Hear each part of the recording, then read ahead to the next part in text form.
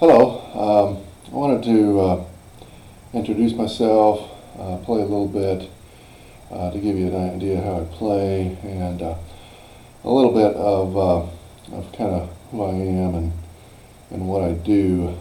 This particular recording I'm making sort of to possibly get opportunities to play in kind of an educational setting, like a cultural preservation type of setting and things of that nature. So people ask, what kind of music do I play?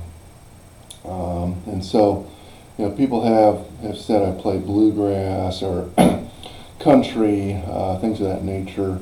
But in fact, really what I play is folk music and in the folk tradition, and that term alone needs to be kind of explained as well. So folk music is basically music that has come from the people, is kind of how that is defined. And so we see in the 20th century that a lot of people like Joan Baez and Bob Dylan,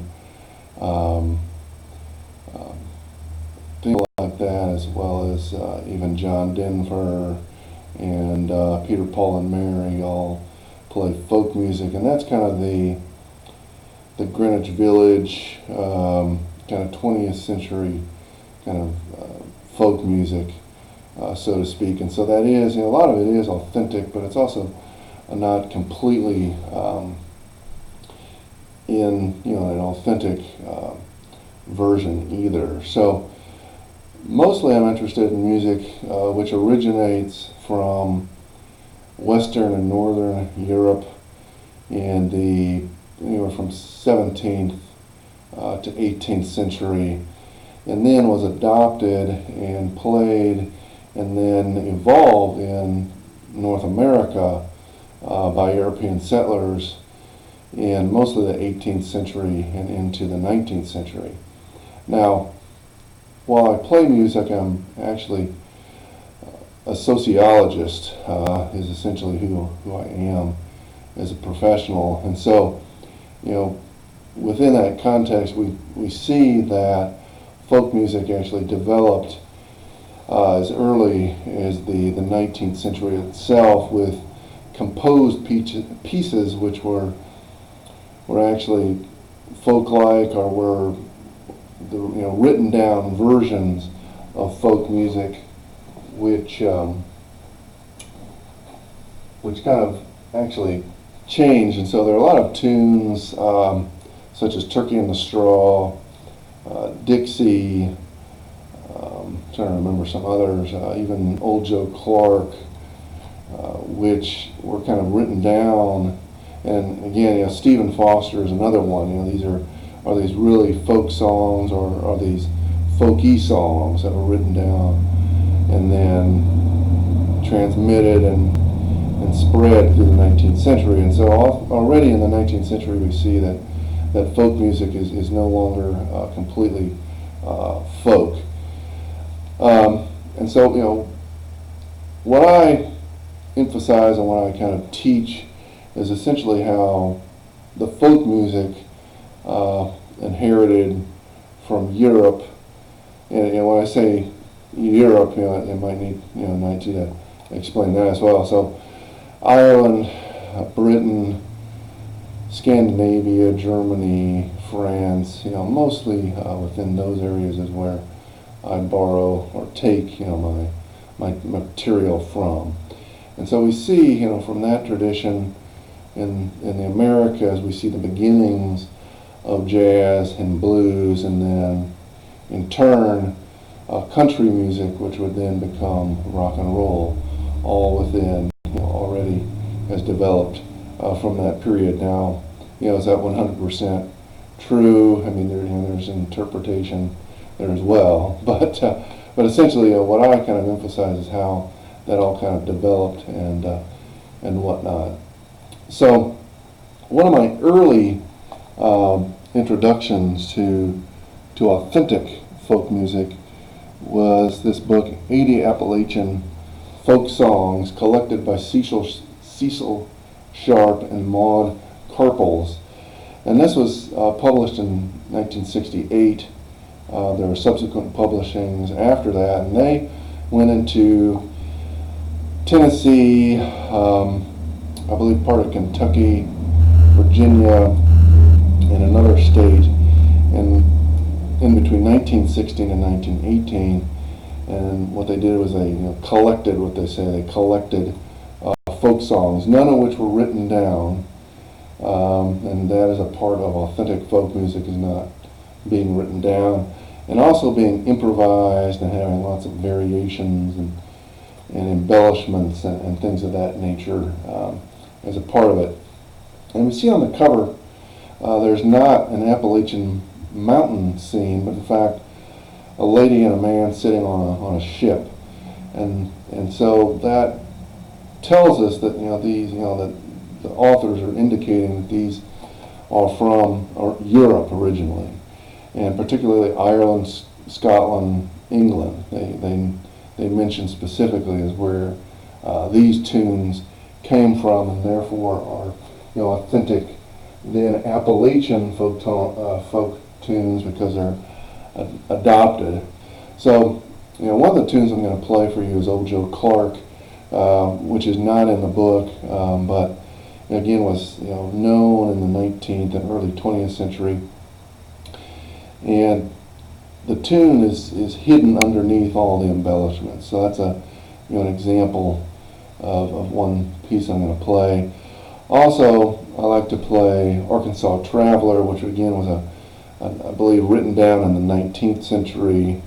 And I do a kind of a talk, which is a part of that, which explains there's a traveling horseman who looks for a night's lodging, and it's explained by he meets a person sitting on a barrel playing a fiddle, and it's explained by the speaking fiddle player that he looks for a night's lodging, and then a lot of kind of nonsensical responses are given to the person looking for the night's lodging. And so first he said, "You have a night's lodging."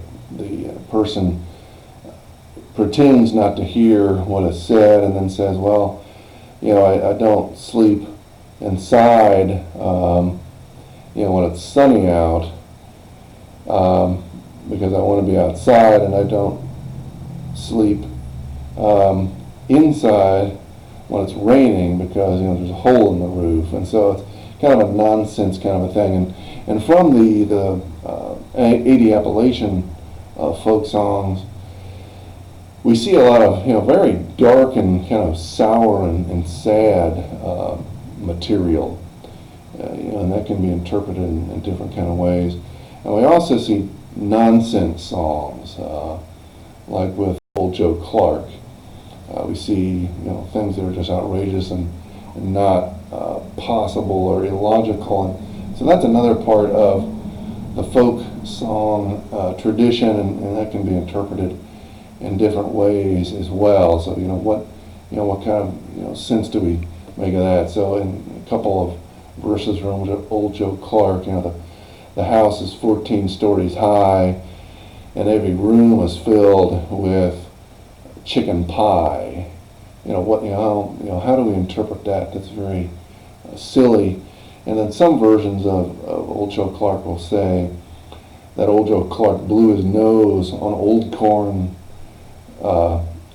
old cornbread and called it chicken pie. Again, kind of outrageous and outlandish, and I'm not going to go into the why of that. That's that's for a different time and place. But I do want to get playing here. It's almost 10 minutes, but that is another authentic part of folk music, the nonsense, and interestingly enough, the kind of sadness also is very prevalent in the particular tunes that Sharp and Carples have incorporated. In particular, the old lady and the little pig. It's about an old lady dying because she has not fed her pig in the the pig dies and the lady dies in succession, and then her husband dies in succession. Not a very upbeat tune. But anyway, I'll go ahead and start with Old Joe Clark. The tune is underneath there, but it's very kind of embellished and not necessarily on the surface. Also, I'll play Napoleon's Retreat, which originally was a dirge and played about 3 times slower. And it's the version that was adopted by Aaron Copland for his Rodeo. Again, Aaron Copland went out and kind of borrowed and used these authentic folk songs.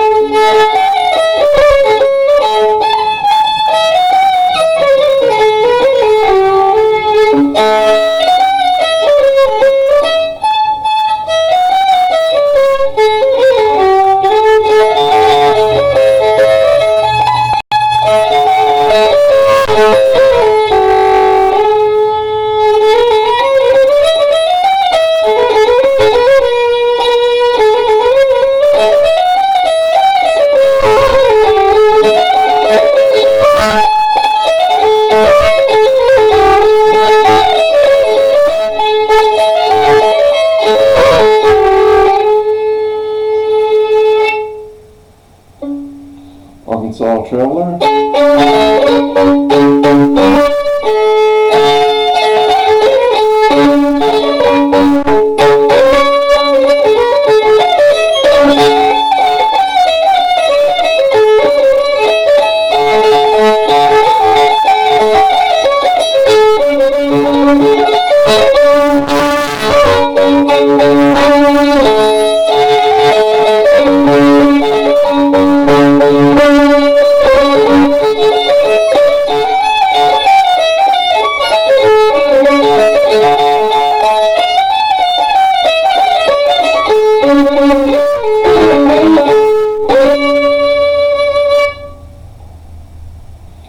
Napoleon's Retreat.